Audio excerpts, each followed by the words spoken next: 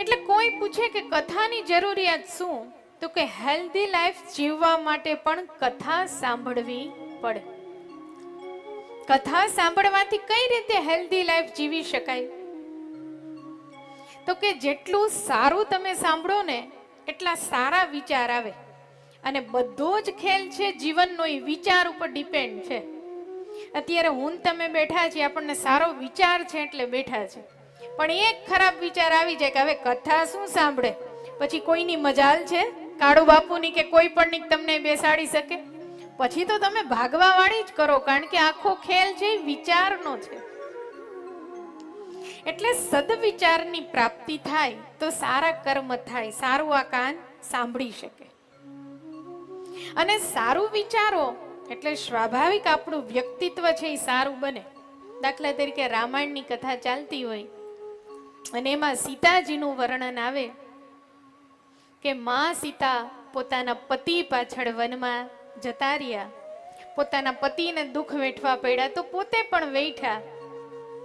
આર્ય નારી કેવી હોય તો કદાચ આપણે ઘરેથી ઝઘડો કરીને આવ્યા હોય અને બે શબ્દ ધણીને કહી દીધા હોય અને સતીનું આ માં સીતાજીનું ચારિત્ર સાંભળીએ એટલે મનમાં એકવાર એવો વિચાર આવે કે આપણે ક્યાં એવા દુઃખ છે, ઘરમાં ટાઢા છાંયે બેસવું છે, ક્યારેક આપણા પતિએ કહી દીધું તો એમાં ક્યાં મોટી વાત છે.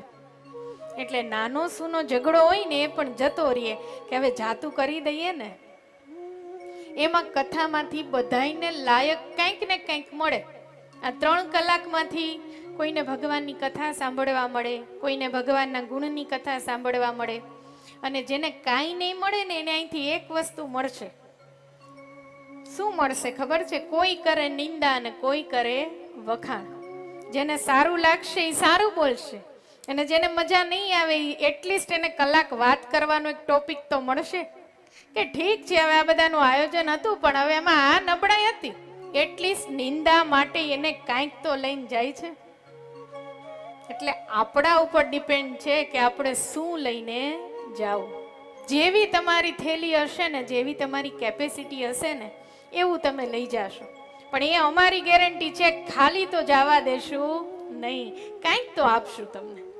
પછી નક્કી તમારે કરવાનું છે કે હીરા જોઈ છે કે પછી પથરા જોઈ છે, કે કાંટા જોઈ છે કે ફૂલ જોઈ છે, એ તો તમારે નક્કી કરવાનું છે. એટલે આ કથા છે એ કંઈક ને કંઈક આપે છે.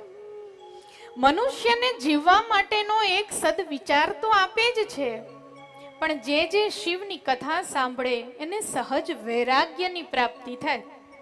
આજે પહેલા દિવસે તમે આવ્યા હોય, માની લો કે વ્યવસ્થામાં તમને તકલીફ પડી હોય, આજે વ્યવસ્થિત જગ્યા નહીં મળી હોય, પણ આ જ અનુભવ તમે 9મા દિવસે કરજો.